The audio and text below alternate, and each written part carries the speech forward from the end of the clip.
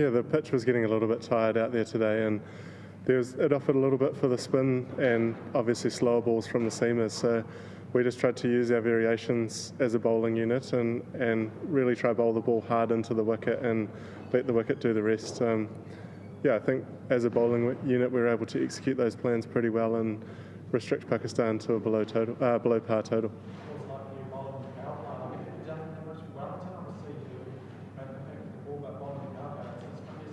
Yeah, it's something that I hadn't done before the European tour, and then I did quite a lot for the BLACKCAPS on that European part of our winter tour. So it's something that I'm practicing a lot in the nets, and yeah, getting an opportunity to do it in a game is pretty fun and also very challenging, and particularly bowling at the two openers from Pakistan, who are obviously world-class players. So yeah, it was an exciting time out there, and pretty fortunate with a couple of those deliveries that got hit straight to fielders, but that's sort of 2020 cricket, and I'll take it.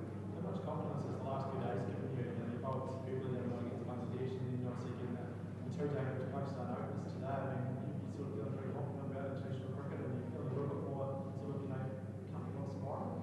Yeah, I think it's one of those things that performance, it's so hard to judge in 2020 cricket. As I said, it's a pretty fickle game, and I don't like to judge myself on the result of getting 2 wickets or no wickets or whatever. So the confidence I get is from trying to bowl the deliveries that I'm trying to bowl and owning what I can control. Because yeah, as I said, you can bowl really well and get absolutely pumped in a 2020 or vice versa. So yeah, it's about controlling those controllables as a bowler in 2020 cricket, and yeah, you gain confidence from doing that. So on the whole, I feel like I was able to control what I could control out there today. How do you sort of describe yourself now, what you're doing with the ball? I mean, are you still a batting all-rounder, or how do you see it? It's a tough one. I think that the role that I'm playing at the moment's definitely sort of that genuine all-rounder, where if you get an opportunity with the bat, it's going to be in a pretty precious situation, and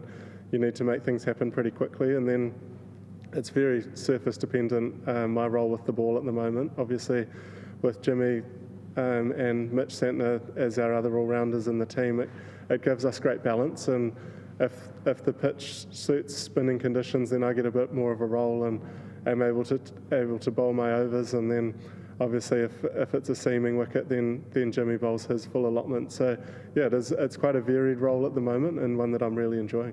Mark just made a good point there before talking to you, saying that obviously your runs has been sort of the key to getting you in the BLACKCAPS, what you did for Wellington, especially the T20 stuff. Here you are, sort of making a more impact with the ball. What's it like for you? Yeah, it's certainly a different role to what I played domestically, but one that I'm really enjoying.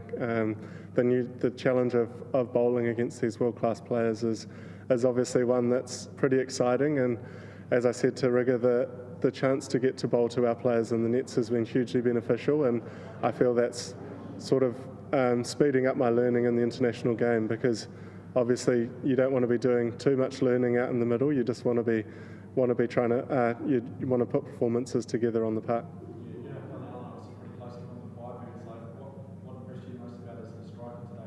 Yeah, I've seen him do that on numerous occasions domestically, and to do it against a world-class bowling attack is that next progression for him, and he's certainly doing that more and more consistently now. And that's one thing I was actually talking to Ish while he was out there, and the way that he just goes and rolls out the way that he's played for the Firebirds internationally is very impressive, and it's something that we can all take inspiration from. I think knowing the way that we play domestically is good enough at this international level, and seeing him take on the fielders and the bowlers is pretty impressive, and he certainly gives the ball a good whack, and it was awesome to see. It's awesome to see him do so well today.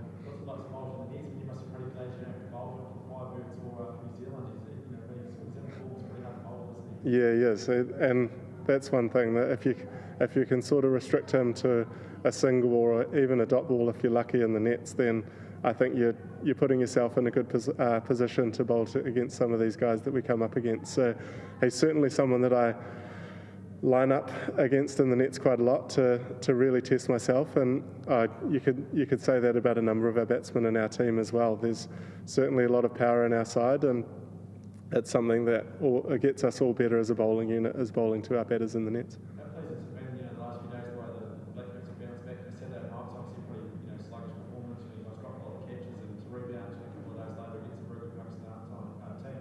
How much confidence does that give the group? Yeah, it's something that we've been talking about as a team, just trying to get better every day. And I think we've had the benefit of a little bit of cricket behind us now, and you see the way that the guys are batting, it looks a little bit more in rhythm, and they're certainly finding the boundary with a little bit more freedom now, and the bowlers are starting to roll out those plans that we know that we're capable of. And you sort of never want to start at that starting point that we probably started against in that first game, but yeah, I think the way that we're able to adapt and grow in these conditions has been really impressive, and yeah, hopefully we can keep doing that in the build up to the World Cup.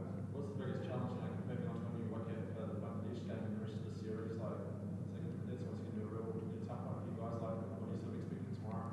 Yeah, I assume it'll be quite similar to the wicket that we played on first up against Pakistan. So we'll have to be quick to adapt to that and change our plans accordingly. Obviously, a fresher wicket in New Zealand tends to be a bit more pace and bounce. So that's something that will spring the changes. And Kane's obviously very experienced at that from a captaining point of view, and making sure that we've got the right balance in the side, and then also, as I spoke about before with the all-rounder makeup, I imagine Jimmy Neesham will get a bit more of a run with the ball, potentially if the wicket is as we expect. How much have you sort of reflected on your sort of rapid rise, since you debut against the Netherlands back in March? You kind of played teams once you took that hat-trick over in Ireland.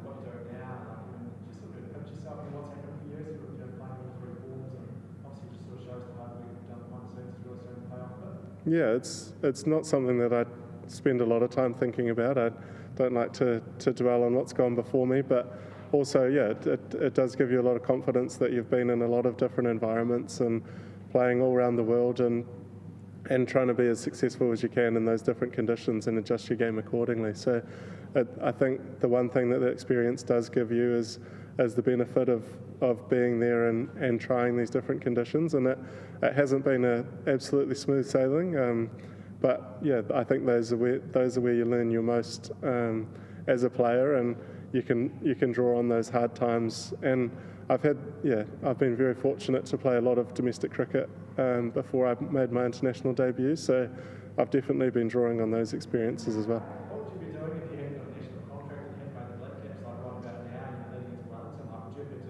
Would you have an off-season job or something like that? Obviously it's been a long journey for you to get to the BLACKCAPS.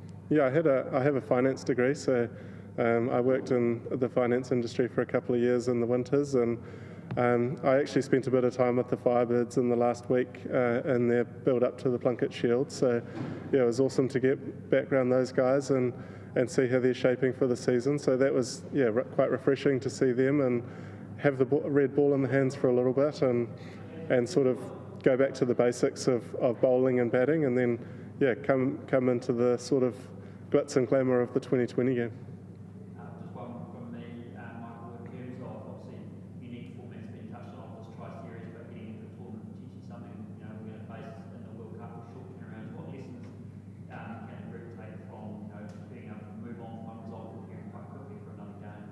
Yeah, it's actually a really good opportunity to play against different opponents night after night. Obviously, not only are the conditions going to be changing tomorrow with a new wicket, but the opponent changes as well. So that's something that we sort of pride ourselves on, as well as trying to be really tactically aware with the new teams that we come up against and what challenges they possess. So as much as we'll be looking to the wicket, we'll also be trying to hone our scouting and things like that. And in the World Cup, we bounce around the place quite a lot and are in different conditions. So it's something that is very valuable for us, getting that practice, real life practice of playing between these different teams and on different surfaces, which is something that we're going to have to adapt to really quickly come World Cup. Cheers. Thank you.